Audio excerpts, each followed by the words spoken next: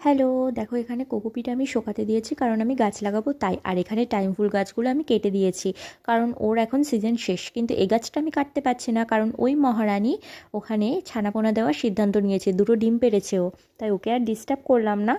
আর জানো সেই নিচ থেকে একদম ওপর পর্যন্ত, মানে একতলা থেকে তিনতলা পর্যন্ত আমি এই মাটির বস্তাটা টেনে টেনে এনেছি গাইজ, ভীষণ হাঁপিয়ে গেছি। যাই হোক, গাছ লাগাতে গেলে তো এটুকু কষ্ট করতেই হবে।